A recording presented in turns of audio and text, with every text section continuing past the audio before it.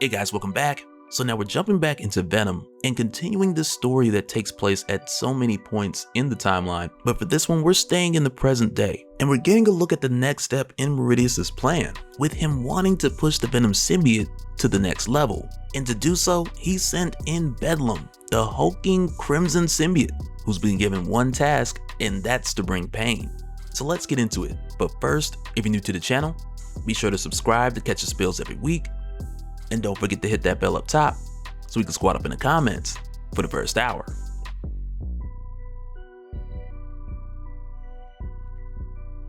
Alright, so when we jump back in, it's pretty much where we had left off with Dylan in Baywater, with him, the Venom symbiote, and the Sleeper symbiote seeing the destruction of the Hellhounds gang from a distance, which had caused Dylan and the Venom symbiote to set aside their differences, with Dylan wanting to be a hero and a protector similar to the likes of Spider-Man, where he doesn't kill or maim people. And it's not that he said that he wants to be Spider-Man, but it's more like the Venom symbiote, he hears Dylan say that he doesn't want to hurt people, and he more or less tells Dylan, oh, you trying to be like Spider-Man.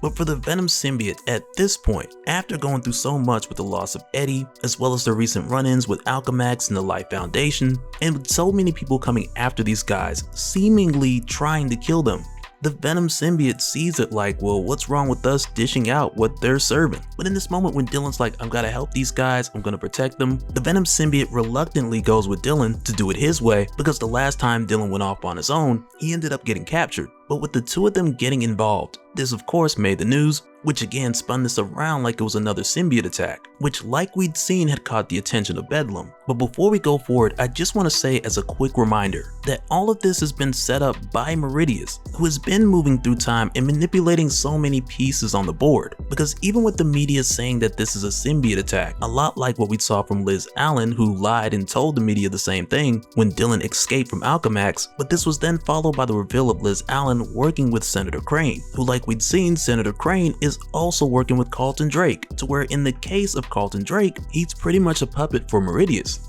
who up to this point has been orchestrating this crazy plan in order to provoke the Venom symbiote's evolution by applying pressure from every direction. And as far as this present point in time, Meridius has now dropped Bedlam off here to hunt down Dylan and push the Venom symbiote beyond its limitations. So when we see Bedlam on the hunt for Dylan, this is done with intention from Meridius for Bedlam to come after Dylan and the Venom symbiote at just the worst time possible. But picking up from here, we find that Bedlam has made his way to Baywater, which lets us know that he's right on their heels. But as for Dylan and the Venom symbiote, like we'd seen, at this time they're going after the Hellhounds, who at this point were pretty much just tearing Baywater apart, which was their response to Dylan going after them days prior. But again, with Dylan and the Venom symbiote still not seeing eye to eye as far as how far to take the hurt on these guys, and it brings us to a moment to where the Venom symbiote just wants to impale one of these dudes. But Dylan stops him like, no, we can't do that. We're not just gonna be some killers. We're not gonna do this. But the Venom symbiote lets Dylan know, like, hey, if we keep holding back, eventually somebody's gonna do this to us. But nonetheless, with Dylan coming out here to stop the Hellhounds, at one point when he thinks that he's done, he shows his face, which is a secret identity rookie mistake. And this then lets one of those guys know, like, oh yeah, you're that kid who's been hanging around Jake, so that's gotta mean that Len, the leader of the Hellhounds, was right when Len said that it was Jake who sent Dylan after the Hellhounds before, which again is why the Hellhounds are tearing the town up. But as soon as this guy says this, just a moment later, Sleeper picks up a very familiar scent, and come to find out, it's the Life Foundation, who've made their way to Baywater. And initially the Venom symbiote tells Dylan like they gotta get out of there, because a fight with the Life Foundation, it's just gonna wreck this place even further. But Dylan's like no, because he knows that the Hellhounds are going after Jake, so they at least gotta check on him first. And it's here where Sleeper tells Dylan to go and check on Jake, and he'll hold off the Life Foundation in the meantime.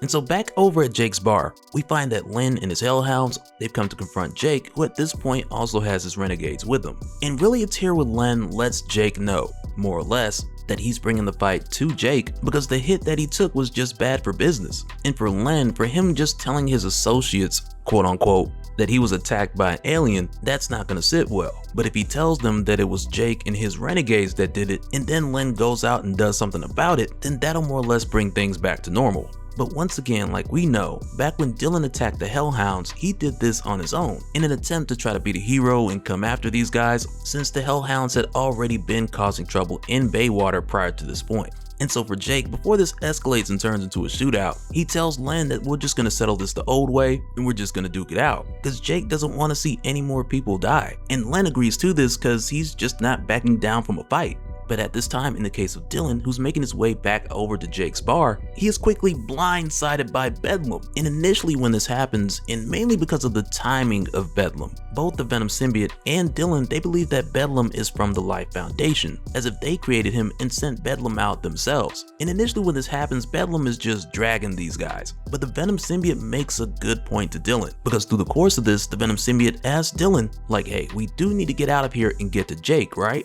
So to save Jake, it really doesn't matter if we kill this thing. Like, we don't need to hold back here, right?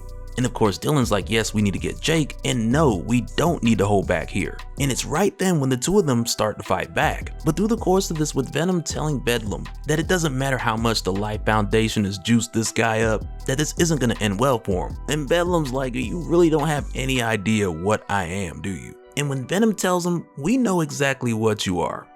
Dead meat. And right then and there, they hit the Scorpion get over here, yanking Bedlam right into the brutality finish. And it's like right there with us knowing that this version of Venom, Dylan Brock, using the chains instead of webs, it's almost like this is the base change of not only Dylan's Venom being different than Eddie's, but also the Venom symbiote stepping a bit further away from Spider-Man. Because for the longest time, after Peter, whenever we've seen the Venom symbiote, whether with Eddie Brock or with Flash Thompson, or on Rocket Raccoon, or okay, well maybe not as much with Rocket Raccoon, but like in Dark Reign with Matt Gargan, nearly always there's a semblance of Spider-Man, whether the symbiote's putting his logo on their chest and having the new host shoot webs, but now with Dylan currently bonding with the Venom symbiote and choosing to use chains, which Dylan didn't think much of towards the conclusion of King in Black, but now it's like we're seeing that this is part of the combination with Dylan and the Venom symbiote that is moving the symbiote forward, and not just in its own evolution, but it's almost like in many ways it's pushing him further away from Spider-Man. But to most of us, or at least myself, the symbiote and Spider-Man will always be connected.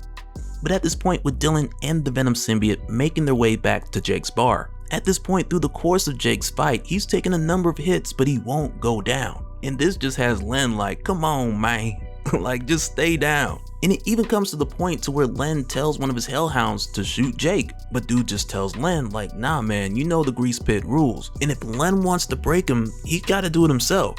And right here, Len takes the gun and he asks Jake, like, why can't you just stop? Why do you have to be the hero? And Jake tells him that he's spilled too much blood and he's destroyed too many lives to ever be called a hero. But he thought at least at this point in his life that he could spill his own blood for something better, because he was perhaps hoping for a miracle. And with Jake saying this, I can't help but think about my theory about Jake being Eddie and the whole crazy time traveling twist, because that would be wild. But what's even wilder is that when Jake says this, Len just shoots him. And immediately after, the rest of the hellhounds, they shoot all of the renegades and they burn Jake's bar, leaving it to burn to the ground, only for moments later to have Dylan finally get there to see Jake dead along with the rest of the renegades and the bar just going up in flames. And with how this is done in the role that Jake played for Dylan, with Jake taking Dylan under his wing, it makes this moment very reminiscent of Dylan watching his father Eddie die. But before Dylan can even process the loss of Jake, Bedlam just drops down on the back of his head, showing himself to be very not dead. And Bedlam tells Dylan like, oh, you thought you killed me. You thought I was all soft and squishy in the middle like you. And it's here now where Dylan's like, okay, well, what are you? To where then Bedlam tells Dylan his name. But Bedlam goes on to let them know that he could snap Venom like a twig. But no, Bedlam is a king in black, and they are here to make Venom stronger. And because pain makes Venom stronger, Bedlam is gonna bring a lot of it. And it's here where Bedlam tells them, survive and come back to us. Look upon my face, boy, and no pain. With Bedlam revealing his face, but we don't get to see it just yet. And so now real quick, I want to give a special shout out to all the patrons. Thank you guys for all of your support. And for anyone who's new here who wants more information on how to support the channel, I got a link below so you can go to patreon.com/dopespill.